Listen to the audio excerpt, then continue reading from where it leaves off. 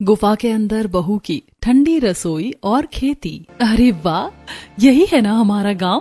कितना सुंदर है। सुंदर तो है पीहू, लेकिन बाहर का टेम्परेचर देखा है?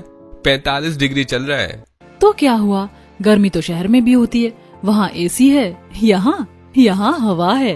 हाँ, वो हवा जो खुद जल रही है। प्रेम की बात में कोई झूठ नहीं था। मई के इस खौफनाक महीने में सूरज जैसे आसमान से आग के गोले बरसा रहा था। बाहर का सुंदर गांव अब सूखा और बेजान दिख रहा है। खेतों में दरारें बढ़ चुकी हैं, पेड़ों के पत्ते झुलस गए थे और गर्म हवाएं पूरे माहौल को और डरावना बना रही थी। गांव की धूल भरी सड़क तक तपने लगी थी और इसी तपिश से बचने के लिए गांव के कुछ बुजुर्ग चबूतरे की छांव में बैठे हुए थे। अरे भाई, आज तो हद हो गई। लाइट सुबह 4 बजे से अभी तक नहीं आई। अरे भाई क्या बताएं, खेत सूख गए हैं, जानवर परेशान हैं गर्मी से। तभी दूर से धूल उड़ाती हुई एक गाड़ी आती दिखाई देती है। अरे भैया, ये किसकी गाड़ी आ रही है? अरे लगता है अंकुश जी की गाड़ी है। तभी गाड़ी रुकती है और अंकुश जी नीचे उतरते हैं। चबूतरे पर बैठे लोग उठे और उनसे मिलने के लिए आगे आए। अरे अंकुश, हाँ गए आप लोग, पर इस महीने इस गर्मी में? अरे क्या करें काका, हमारी बहू की जिद थी। बोली इस बार गर्मियों में गांव जाना है। हमने भी कहा चलो देख लो। अरे वाह, बहू का गर्मियों में गांव का शौक एक दिन में निकल जाएगा, देखना। कल तक ये वापस शहर चलो कहने लगेगी। और तभी गाड़ी से पीहू, प्रेम, वृंदा और अदिति उतरती हैं। वैभव काका ने पीहू को देखते हुए कहा, अरे बेटा, तुम हो तो जिसे गांव की गर्मियां पसंद हैं। जी काका, मैं हूँ जिसे गांव भी पसंद है और गर्मियाँ भी। अरे भाई, अभी बोल रही हो बेटा, 2 घंटे बाद तुम्हें असली गर्मी का मजा आएगा। काका आप भूल रहे हैं, मैं शहर से सिर्फ सूटकेस नहीं, अपना ठंडा दिमाग भी साथ लाई हूँ। आप 2 घंटे की बात कर रहे हैं, मैं तो अगले 2 महीने यहीं गुजारने का इरादा करके आई हूँ। देखिएगा, मैं इस गर्मी से बचने का भी जुगाड़ निकालूंगी। तभी वृंदा ने सबको टोकते हुए कहा, अरे बाकी की बातें बाद में करना, वरना यहाँ बीच सड़क पर खड़े खड़े ही पिघल जाएंगे। चलो अब घर चले भाई साहब, हम निकलते हैं, वरना सूरज आज ही हमें भस्म कर देगा। वृंदा की बात सुनकर सबने कदम बढ़ाए। आगे गली के मुहाने पर अमृता, वैभवी और आशा हाथ में पंखा लिए अपनी अपनी देहरी पर बैठी थी। गर्मी ने तो दिमाग ही खराब कर दिया, न अंदर बैठने में चैन है और न ही बाहर। मेरा तो मन करता है सब छोड़ो और उस पहाड़ी वाली गुफा में जाकर बैठ जाओ। हाय दैया, ना गुफा का तो नाम मत लो। पता चला ठंडक के चक्कर में वहाँ गृहस्थी बसाने गई और खुद ही डरावनी कहानी बन गई। मजाक छोड़ो, पर इस गुफा में ठंडक तो वाकई में है, लेकिन क्या फायदा इसी ठंडक का, अब तो वहाँ कोई जाता भी नहीं। आशा चाची की बात अभी पूरी भी नहीं हुई थी कि तभी वृंदा अपने परिवार के साथ वहां से गुजरी। उन्हें देखते ही सभी लोग अपनी बातें छोड़कर उनसे मिलने लगे। अरे वृंदा जी, आप लोग भी गांव ऐसी तपती गर्मी में आए हैं। देखिए ना, गर्मी ने तो सबका बुरा हाल कर रखा है। गर्मी तो बहुत है, लेकिन हमारी बहू का गांव आने का बड़ा मन था, इसीलिए हम सब चले आए। अच्छा, तो बहू जी को गांव की गर्मी पसंद है। बेटा अभी तो पैर जमीन पर रखे हैं, एक दिन में सारी गर्मी समझ आ जाएगी।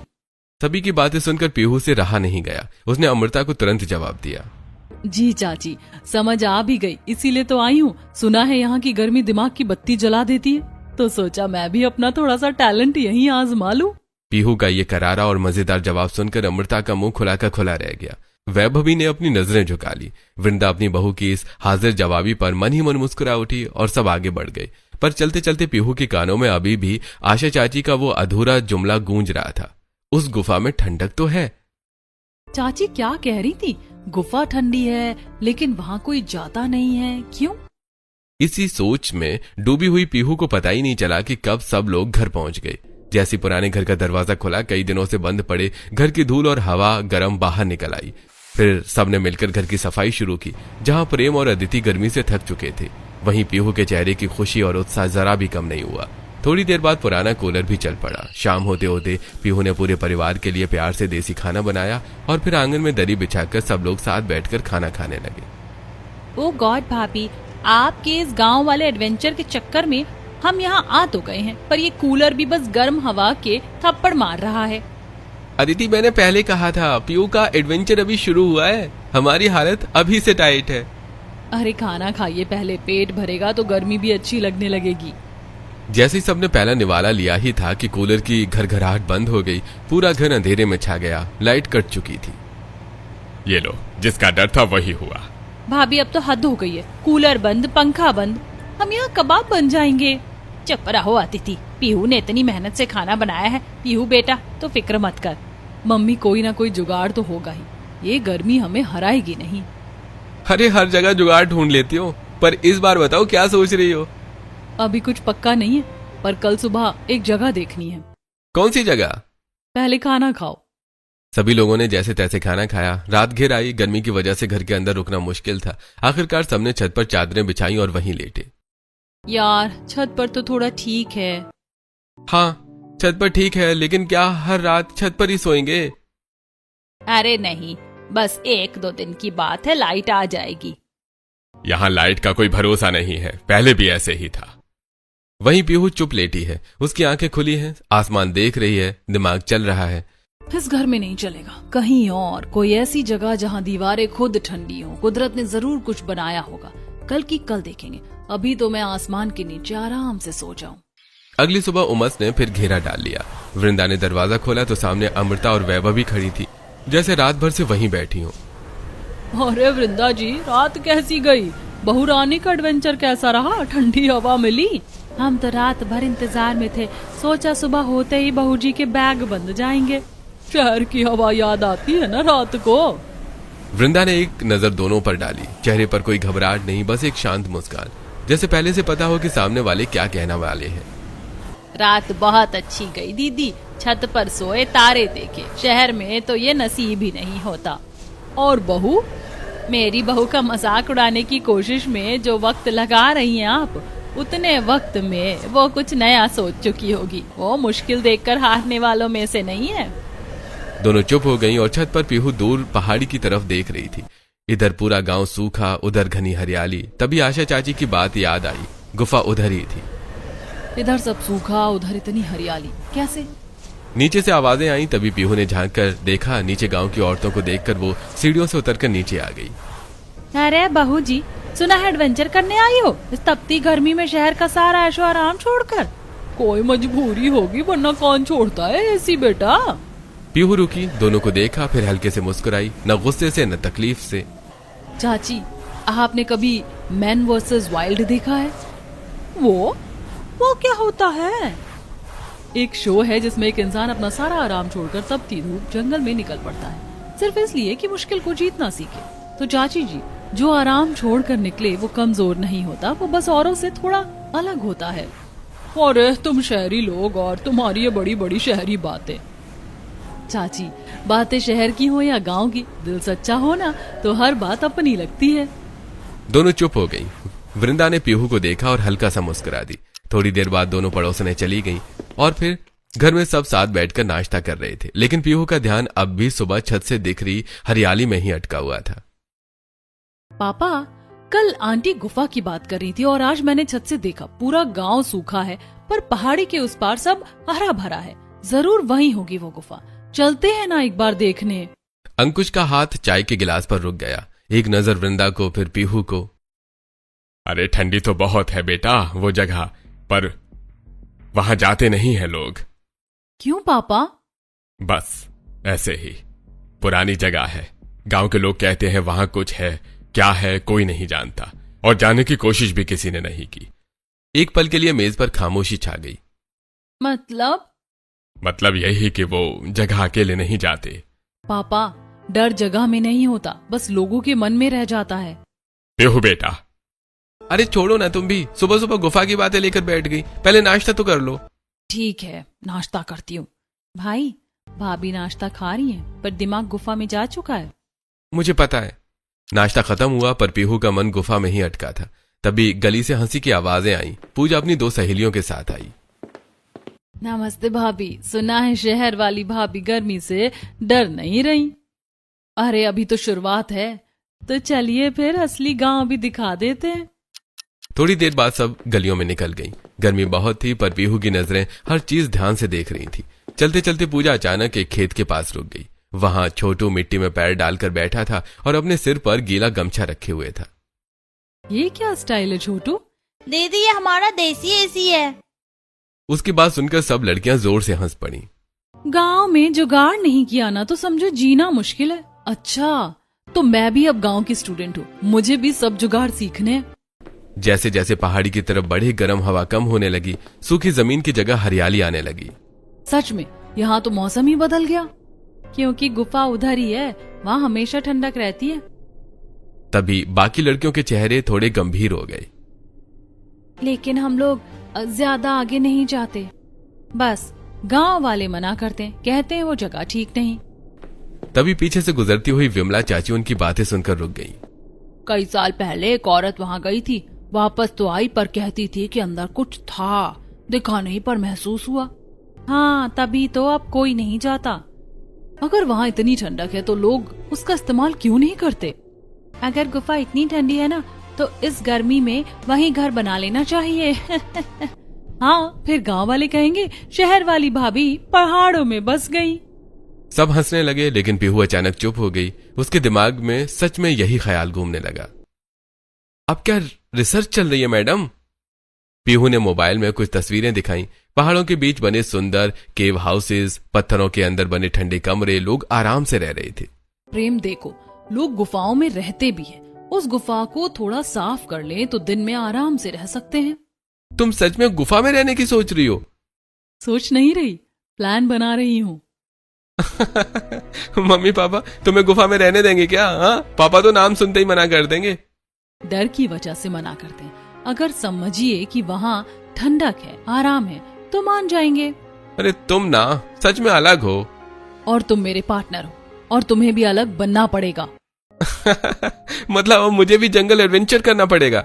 जंगल नहीं मिस्टर, नेचर वाला लग्जरी रूम। पापा एक बात बोलूं, अगर यहाँ इतनी गर्मी है और गुफा में इतनी ठंडक है तो हम वहीं रह लेते हैं ना? क्या मतलब सच में गुफा में रहना है? गुफा में रहेंगे, वहाँ ठंडक है, पानी है, जगह भी बड़ी है, और यहाँ घर में तो गर्मी से सबका हाल खराब हो रहा है। भाभी की बात गलत भी नहीं है, मैं तो अभी से पिघल रही हूँ। लेकिन बेटा लोग उस जगह को अच्छा नहीं मानते। मम्मी लोग बिना देखे बहुत कुछ बोलते हैं। हम सब साथ रहेंगे ना, ऊपर से मैं उस जगह को अच्छा बना दूंगी। तुम ऐसे बोल रही हो जैसे गुफा नहीं नया फ्लैट लेने जा रहे हैं। फ्लैट से अच्छा होगा, वहाँ नेचुरल एसी होगा। कुछ बोलिए पापा। अरे बेटा अगर इतनी गर्मी लग रही है तो जरूरी थोड़े है पूरे 2 महीने यहीं रहे। चाहो तो वापस शहर चल सकते हैं। नहीं पापा, अब आए हैं तो पूरे 2 महीने यहीं रहेंगे, बस रहने का तरीका थोड़ा बदलना होगा। अगर सब साथ रहेंगे और संभल कर रहेंगे तो कोशिश कर सकते हैं। बस फिर क्या था, अगले ही पल घर का माहौल बदल गया। डर आधा था और एक्साइटमेंट दोगुनी। सुबह सुबह पूरा घर ऐसे तैयारी करने लगा जैसे कहीं लंबी पिकनिक पर जा रहा हो। पीहू कभी बर्तन बांधती, कभी चादरें। उसने एक बड़ा टोकरी निकाली और उसमें मसाले, आटा, दाल और सब्जियां रखने लगी। अरे तुम तो इतनी तैयारी कर रहे हो जैसे सारी जिंदगी वहीं रहने जा रही हो। रहने ही तो जा रहे हैं मिस्टर, गुफा में पहली ठंडी रसोई भी बनेगी। फिर पीहू ने चुपके से कुछ छोटे पैकेट भी बैग में रख दिए। ये क्या है? सब्जियों के बीज। ये सच में गुफा में खेती भी करेंगी? जहाँ हरियाली है वहाँ कुछ ना कुछ उगता जरूर है। भाभी वहाँ सच में कुछ निकला तो तेरे भाई को आगे कर देंगे। वाह, मतलब भूत आया तो सबसे पहले मैं? भाई डर मत, मेरी भाभी है ना, वो भूत को भी काम पर लगा देंगी। अदिति की बात सुनकर सब हंस पड़े, यहाँ तक कि अंकुश भी मुस्कुरा दिया। पीहू बेटा तू गुफा में रहने जा रही है या पूरा घर शिफ्ट कर रही है? मम्मी गर्मी से बचना है तो सेटअप भी बढ़िया होना चाहिए। थोड़ी देर बाद जब सब लोग इतना सामान लेकर गुफा की तरफ निकलने लगे तो पूरे गांव की नजर उन्हीं पर टिक गई। ये लोग सच में गुफा में रहने जा रहे हैं क्या? शहर वालों को भी न गर्मी ने पूरा पागल कर दिया है, पर लड़की में हिम्मत तो है, सब सोचते हैं, करने कोई नहीं जाता। अरे अगर सच में वहाँ ठंडक निकली ना तो पूरा गांव बाद में इन्हीं के पीछे जाएगा। उधर पीहू बिना किसी की बात को बुरा माने आगे बढ़ती रही। उसके चेहरे पर डर नहीं, अजीब सा उत्साह था। जो लोग नई चीज से डरते हैं ना, वो पहले हंसते ही हैं। और अगर गुफा में भूत मिला तो? तो उसे भी बोल दूंगी इतनी गर्मी में डराने से पहले पंखा जल दे। उसकी बात सुनकर सब हंस पड़े और इसी हंसी मजाक के बीच पूरा परिवार पहाड़ी की तरफ बढ़ने लगा। जैसे जैसे परिवार पहाड़ी के पास पहुंचा, गर्म हवा धीरे धीरे ठंडी होने लगी। सूखी जमीन की जगह हरियाली दिखाई देने लगी। बड़े बड़े पेड़ों की छांव और ठंडी हवा ने सबको हैरान कर दिया। भाभी, आते टाइम सब लोग ऐसी बातें बोल रहे थे कि मेरा तो अभी भी डर नहीं जा रहा। पिंकी ने तो कहा था जो भी यहाँ गया वो वापस ठीक हालत में नहीं आया। तभी सबकी नजर सामने पड़ी, पहाड़ के बीच बनी बड़ी पत्थरों वाली गुफा पर। उसके पास ही साफ पानी का झरना बह रहा था। ठंडी हवा सीधे वहीं से आ रही थी। अरे यहाँ तो सच में इतनी ठंडक है।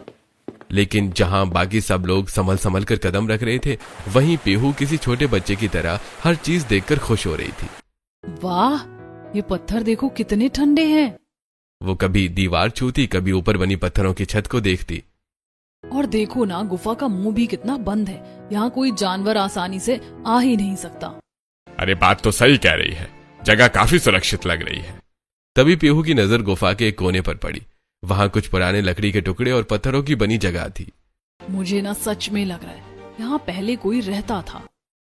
फिर अचानक वो नीचे बैठ गई और मिट्टी हाथ में लेकर देखने लगी। अब क्या चेक कर रही हो मैडम?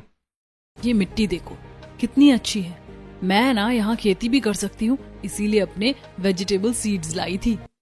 भाभी, यहाँ लोग डर के मारे कांप रहे हैं और आप खेती प्लान कर रही हो।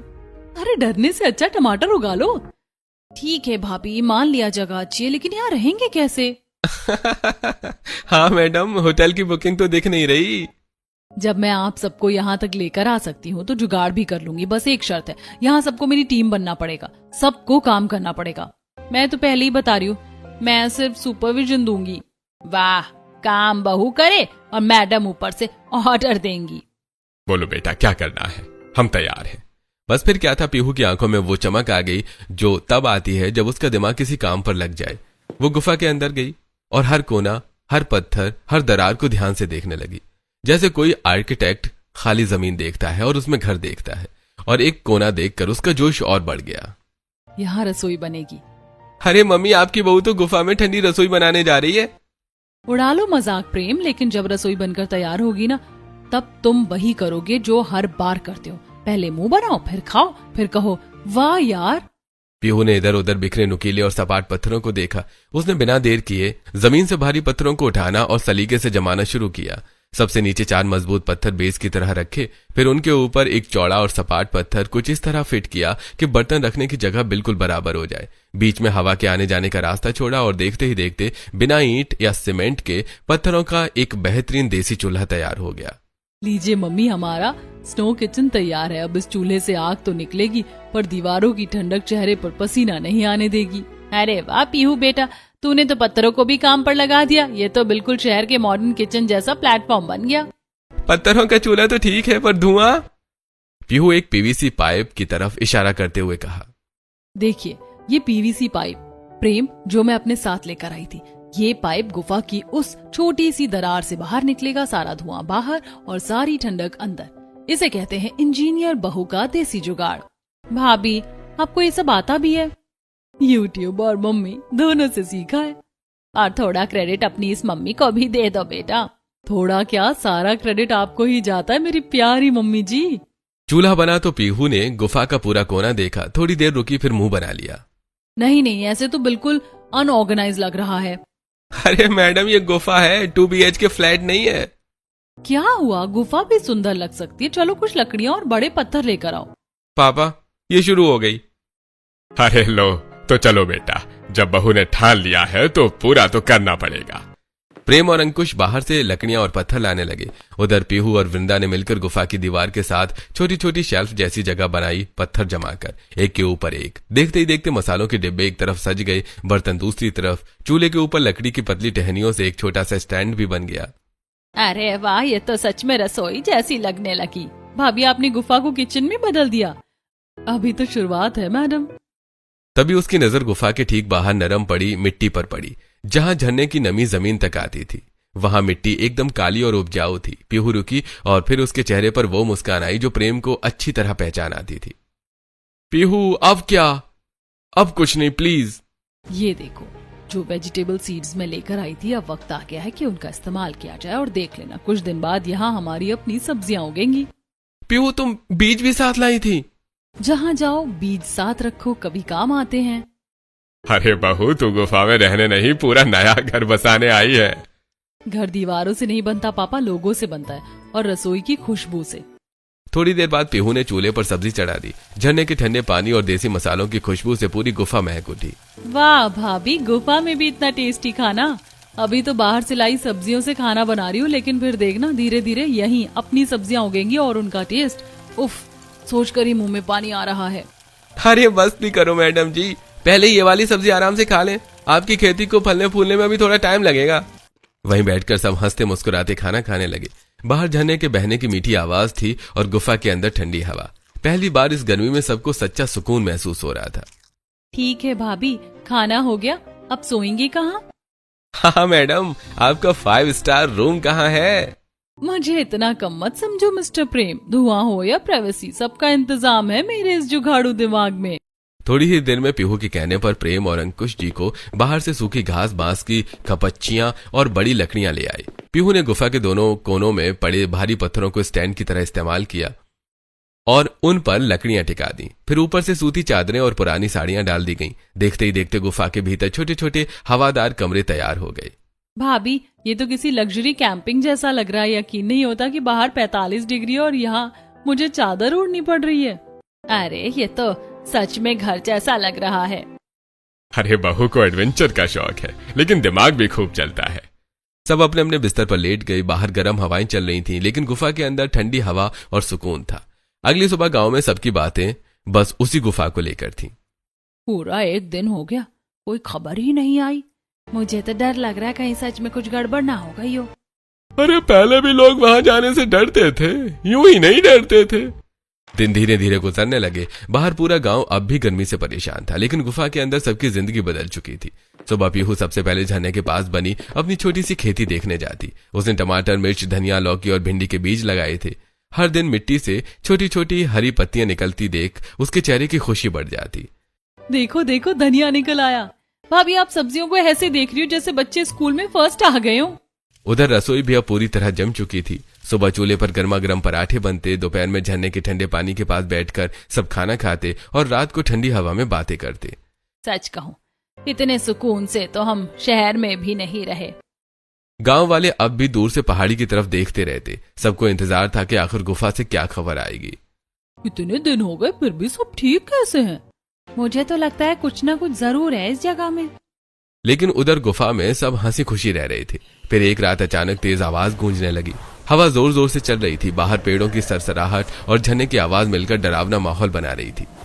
भाभी, ये कैसी आवाज है? ये कैसी आवाज थी? सब डर गए, लेकिन पीहू बिल्कुल शांत थी। अरे डरिए मत, इतने दिनों से यहाँ रह रहे हैं ना, कुछ हुआ क्या? तो फिर ये आवाज? चलो बाहर चलकर देखते हैं। बाहर तेज तूफानी हवा चल रही थी। बड़े बड़े पेड़ हवा से टकराकर जोर जोर से हिल रहे थे। झरने का पानी पत्थरों से टकराकर गूंज पैदा कर रहा था। देखा, आवाज इन पेड़ों और झरने की है। लोगों ने डर डर कर इसे भूत बना दिया। अंकुश कुछ पल चुप रहे, फिर हल्का सा मुस्कुरा दिए। अरे सही कह रही हो बेटी, हम इतने दिन से यहाँ हैं, लेकिन कभी कुछ गलत महसूस नहीं हुआ। उस रात के बाद सबका डर लगभग खत्म हो चुका था। अब गुफा सच में घर जैसी लगने लगी थी। फिर कुछ दिनों बाद दोपहर के समय जब पीहू अपनी छोटी सी खेती में पानी डाल रही थी, तभी बाहर किसी के कदमों की आवाज आई। लगभग 30 साल का एक आदमी धीरे धीरे गुफा की तरफ बढ़ रहा था। कौन है भाई? मैं विवेक। वो गांव में सुना कि आप लोग सच में यहाँ रह रहे हैं, इसलिए देखने चला आया। विवेक गुफा के अंदर का माहौल देखकर खुद हैरान रह गया। एक तरफ रसोई सजी थी, दूसरी तरफ सब आराम से बैठे थे। ठंडी हवा अंदर तक जा रही थी। आप लोगों को डर नहीं लगा यहाँ पे? पहले तो बहुत लगा था, गांव वालों ने इतना डराया जो था। लेकिन फिर सोचा इतनी ठंडी और अच्छी जगह को सिर्फ डर की वजह से खाली क्यों छोड़े। और अब तो यहाँ हमारी खेती भी शुरू हो गई है। विवेक कुछ पल चुप रहा, फिर हल्का सा सिर हिलाकर मुस्कुरा दिया। अच्छा ठीक है, मैं चलता हूँ। लड़का वापस चला गया। उधर शाम होते होते मौसम और भी ठंडा हो गया था। पीहू और प्रेम गुफा के पीछे की तरफ घूमते घूमते चले गए। वहां बड़े पत्थरों के बीच एक बहुत छोटा सा कमरा दिखाई दिया जो कि बंद था। अरे, ये पहले तो नहीं देखा। दोनों धीरे धीरे अंदर गए। कमरा छोटा था लेकिन ऐसा लग रहा था जैसे कभी कोई वहां रहता रहा हो। एक कोने में पुरानी लकड़ी का छोटा संदूक रखा था। अरे देखो तो, ये क्या है? चलो ना देखें। अब तुमने ठान ही लिया है तो अगर मैंने मना किया ना तो मेरी शामत आ जाएगी। चलो बेहतर यही है कि तुम्हारी बात मान ले। दोनों धीरे धीरे उस छोटे कमरे के अंदर गए। चारों तरफ धूल जमी हुई थी। तभी एक कोने में रखा पुराना लकड़ी का संदूक पीहू की नजर में आया। प्रेम, देखो यहाँ कुछ रखा है। पीहू झुककर संदूक के पास बैठ गई और उसने धीरे से ऊपर जमी धूल हटाई और फिर उसका ढक्कन खोला। अंदर एक पुरानी डायरी रखी थी जिसके पन्ने पीले पड़ चुके थे। पीहू उसे धीरे से उठाकर पढ़ने लगी। जो डर पर काबू पा लेगा वही इस गुफा की ठंडी सांसों को महसूस कर पाएगा। जिसने आंखों से नहीं दिमाग से देखा उसे यहाँ कभी अंधेरा नहीं लगेगा। नीचे कुछ और लिखा था। हम मजबूर थे, हमारे पास रहने को कोई जगह नहीं थी। इस गुफा ने हमें तपती गर्मियों में सहारा दिया, लेकिन डर था कहीं कोई हमसे ये जगह छीन ना ले। इसीलिए हमने अफवाह फैला दी कि यहाँ अनहोनी होती है। लोग डर गए और ये जगह सिर्फ हमारी रह गई। लेकिन मुझे एहसास है कि हमने गलत किया। डर फैलाकर लोगों को इस नेमत से दूर रखा। कुछ पल के लिए दोनों चुप हो गए। मतलब इतने सालों से लोग बेवजह डरते रहे। देखा, कभी कभी सच डर से कहीं ज्यादा आसान होता है। दोनों तुरंत बाहर आए और सबको डायरी के बारे में बताया। अच्छा, ओह, तो ये बात थी।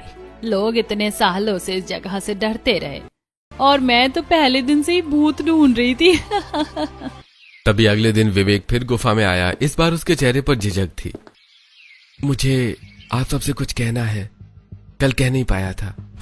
क्या बात है बेटा, अगर इस गुफा के बारे में बताना चाहते हो तो हमने वो डायरी पढ़ ली। असल में वो डायरी मेरे परदादा की थी। उन्होंने ही ये अफवाह फैलाई थी। उस समय बहुत गरीबी थी, रहने को घर नहीं था। उन्हें डर था कि कोई ये जगह उनसे छीन न ले। सब चुपचाप उसकी बात सुनते रहे। बाद में उन्हें अपने किए का बहुत अफसोस रहा। जब उन्हें पता चला कि अब कोई यहाँ रहने आया है तो वो बहुत खुश हुए। उन्होंने बस एक बात कही थी, जो डर को हरा देगा असली ठंडक वही पाएगा। पीहू और प्रेम एक दूसरे को देखकर मुस्कुरा दिए। आप लोगों ने सच में डर पर जीत पाई है। चलिए अब मैं चलता हूँ। उसके जाने के बाद धीरे धीरे पूरी बात गांव में फैल गई। गांव वाले गुफा में आए, इस बार बिना किसी डर के। हमने तो बेकार में उस जगह को डरावना बना रखा था। और तुम्हारी बहू सच में बहुत समझदार निकली वृंदा जी। डर ने इतने साल लोगों को गुफा से दूर रखा और एक बहू ने आकर सब बदल दिया। अब गांव वाले भी धीरे धीरे गुफा तक आने लगे। कोई झरना देखने आता, कोई ठंडी हवा महसूस करने। उधर पीहू की छोटी सी खेती भी अब हरी होने लगी थी। टमाटर लाल होने लगे थे, भिंडी निकल आई थी और धनिया की खुशबू पूरी जगह महका रही थी। लो चाची, ये हमारी गुफा वाली पहली सब्जियां। अरे वाह बहू, गुफा में खेती भी सच कर दी तुमने। धीरे धीरे पूरी गर्मी, हंसी, खेती, ठंडी हवा और साथ बैठकर खाए गए खाने में गुजर गई। फिर आखिर वो दिन भी आ गया जब उनकी छुट्टियां खत्म हो गईं। सब लोग सामान बांधकर वापस शहर लौटने लगे। सच कहूँ भाभी, अब ये गुफा छोड़ने का मन नहीं कर रहा। जिस जगह से लोग डरते थे आज वही सबसे प्यारी लग रही है। हमारी बहू ने साबित कर दिया कि डर के आगे जीत है। सभी लोग हंस पड़े। जाते वक्त पीहू ने एक आखिरी बार पीछे मुड़कर गुफा को देखा। ठंडी हवा अब भी वही बह रही थी, लेकिन अब उस जगह में डर नहीं, अपनापन बसता था। डर ने जिसे वीरान रखा, प्यार ने उसे घर बना दिया। और फिर गाड़ी धीरे धीरे गांव से दूर निकल गई। लेकिन गुफा की वो ठंडी रसोई और छोटी सी खेती हमेशा सबकी यादों में बस गई।